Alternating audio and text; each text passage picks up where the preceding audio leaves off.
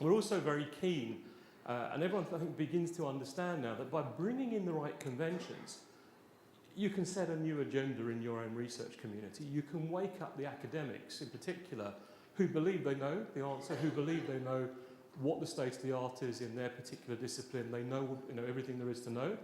And sometimes, just sometimes, even leading academics can be shown a thing or two by their competitors, often from other parts of the world.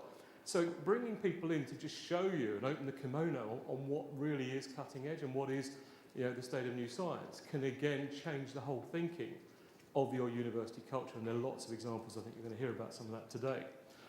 Another key element of what you need to understand in the kind of new world of business is that networks, partnerships and alliances are critical to how we grow our businesses and how we grow our international reach. And for a destination like Australia, it's absolutely critical that you open a window to the world on what you're doing, and the networks are key to that. One of the things we found when we started to do our research was in the meetings industry itself, you guys have a leadership position.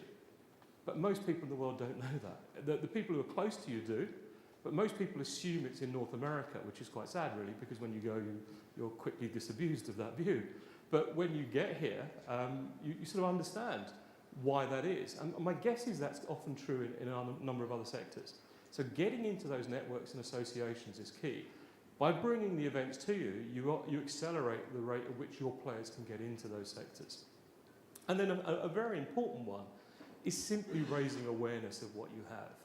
Raising awareness of what's going on in your destination. So one of the reasons I guess you want to bring in the IMF conference and World Bank conferences is to really show them what you're doing in terms of building the financial centre here to raise its profile and get it on the map. It's one of the reasons why Dubai brought in so many conferences in the financial world at the time where it was trying to build up the Dubai Financial Centre, because it was really trying to bring those players together and drive the deal making. And the other thing it does is it puts you on the map for awards. And we're in a world now where everything is measured by league tables and awards. Every year in the meetings industry, the ICA rankings come out that say which are the leading destinations for hosting the big international events that go to more than 3 cities. And they're avidly awaited. And what you know is that pretty much every major destination now has its press release ready, waiting for the numbers to come out. And all they do is insert their position into it that says, we've risen from 26th to 13th. And the numbers come out, and about a minute after the ICA press release, their press release comes out.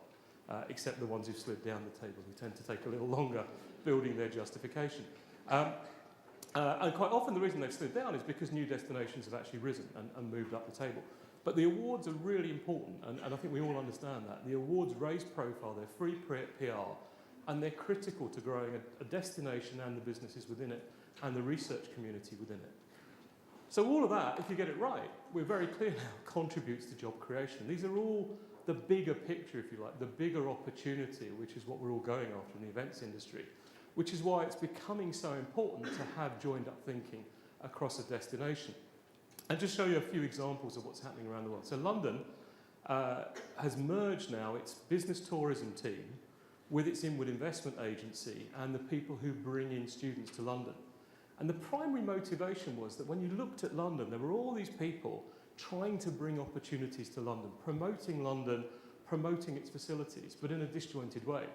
Actually, by bringing them together, we not only have a single focus, but it means that they can actually share learning with each other. So you take the tech corridor we're building, the people who do the inward investment know about the businesses that are coming in that we can then build into the conference bids when we're going after tech conferences. And the people who do study London can introduce us to the key academics that they know about who are bringing in students. So it works quite tightly, and it's only been going since the 1st of April, but they're already seeing huge benefits in terms of that integration. The second thing that London did was, good, bad or indifferent, London has 85% occupancy as a minimum in the hotels. So this isn't driven by the hotels anymore. This is driven by saying, how do we move London to the next level of capability? And so what the guys at London did was they brought together the leaders of the airports, convention bureaus, hotels, and the meetings industry and said, listen, we know you can all succeed without us, but this is about us playing at another level. And the mayor got involved. And what they got them to do was to just say, what could a bigger picture look like for London? What's the prize if we go to the next level? What does it do for all of you? in your strategies if you go to the next level. And if we were to collaborate on that, what might be possible? So we now have this business tourism steering group that's about saying, when we do anything in London, let's look at how we use conventions and the whole system around them to leverage it. So if we're building a new hospital, we're building a new research centre, we're building a tech park, let's make sure we all think about how do we leverage conventions as a route to accelerating the development of these things. The second thing that London, I think, has done very, very successfully is that they've moved major events, or the legacy of major events, under business tourism. And what they've said is, listen, we're spending 16 billion quid. We've seen some successes and disasters around the world in terms of the post-management of the games infrastructure. What we want to do is to make sure we milk that infrastructure. So there's a team now who are looking 10 years ahead at all the major sporting events in the world and identifying which of them we could deliver without changing the facilities we're building. So which can we bring in? With no point going for Winter Games events because we'd have to change everything. We're going for things that can use the existing facilities. And there's a very aggressive and focused bidding process to go after things, but also very joined up. So they won't go bids when they know that there's a major convention going to be in town and we're taking over most of the city anyway. They're being really integrated, and they're using the tourism steering group each time to say, you make sure we're joined up on our thinking. You take a different model, Abu Dhabi.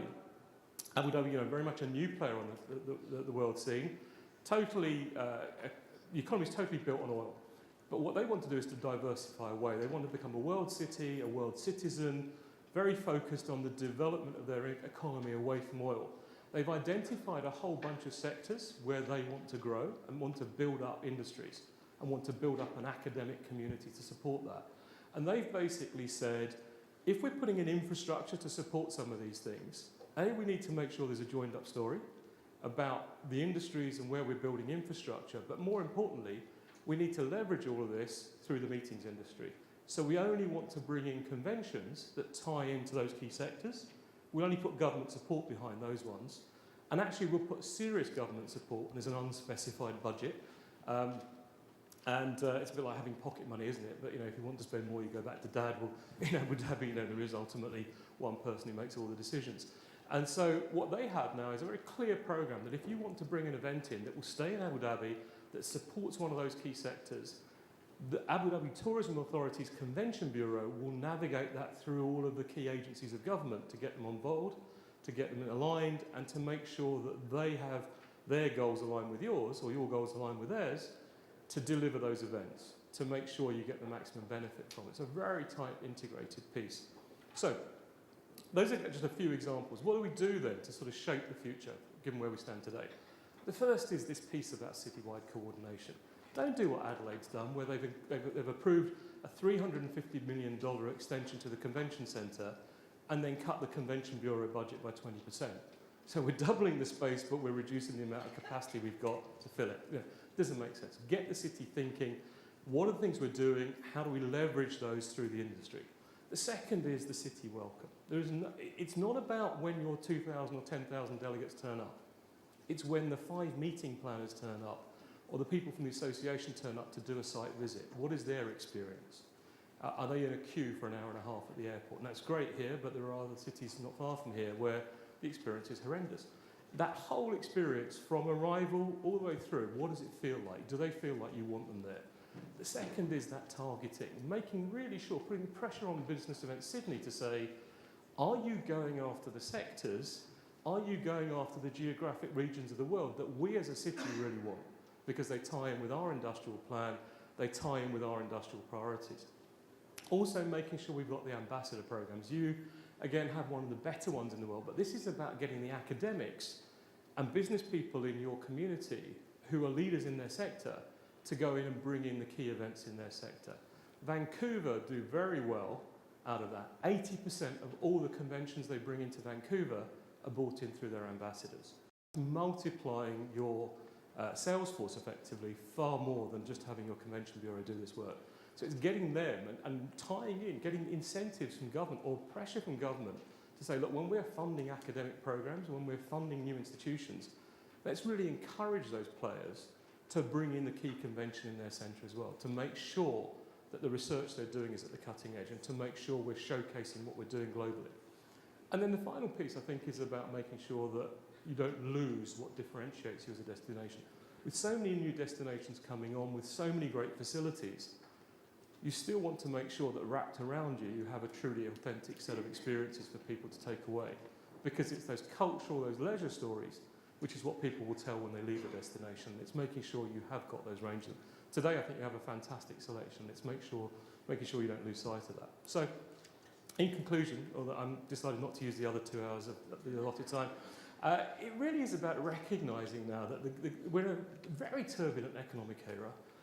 How we stand out in the world and attract economic advantage is important. This sector now, I think, is too important to get it wrong because it's such a gateway. It's bringing in so many new investment opportunities every day when it brings conventions and people to town.